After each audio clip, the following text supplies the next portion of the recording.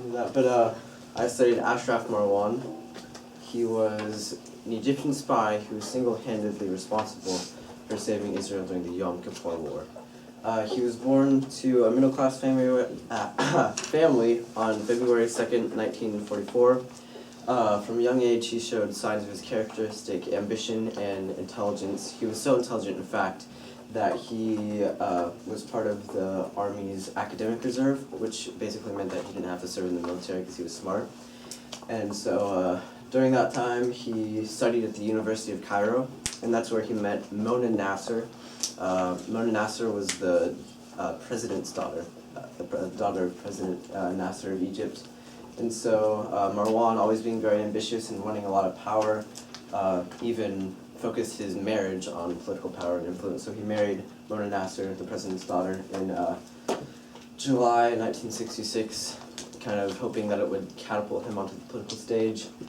Unfortunately for him, though, President Nasser distrusted Marwan. He thought that he only married him married Mona Nasser for like ambition and wealth, which was partially true.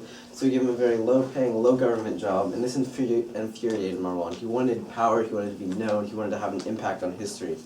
And so, since he was so desperate, Marwan traveled to London and placed a call at the Israeli embassy in London. Now, Egypt and Israel were bitter enemies during this time. They'd been in an Arab-Israeli conflict for 10 years.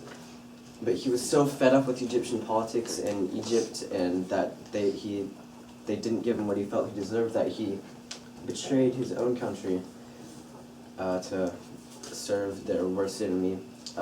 He was Zvi Zamir, who was the director of the Israeli intelligence, said he was the best spy they ever had. His codename was the Angel, actually, because the stuff that he gave them, the information was miraculously accurate, and there was so much of it. But perhaps the most striking instance where he saved Israel and was important to Israel was in the Yom Kippur War of October 1973. Egypt and Syria were planning a secret joint attack against Israel. They were going to come from the north and the south and launch two ballistic missiles with 1-ton payload into Tel Aviv, which is the capital of industry and economics for Israel. So such an attack would have been crippling and most likely fatal, actually, for the Jewish state. There would have been almost no way to recover, but thankfully, God had other plans. Marwan warned Israeli intelligence the day before they launched the attack, and thanks to his intelligence, they shot down the missiles and repelled the attacks from both nations. He was also very useful because once President Nasser died, he became the new president's kind of right-hand man, and so had access to every government archive, and he just gave Israel battle plans for Egypt, like political stuff, and like a ton of very useful information. It saved untold numbers of lives. But when President Sadat died, which is the president he gained a lot of influence under, he moved to London because he just lost all his political influence and built up a very shady but lucrative business career as an arms and contraband dealer. It was mostly legal, but he died with an eventual net worth of $4.3 billion from his spying days and his weapons dealing. He was found at the bottom of his apartment on June 27th, 2007. He was most likely pushed off of his fifth-floor balcony by Egyptian nationalists who had found out about what he did to save Israel, and they obviously resented that because they pushed him off the balcony.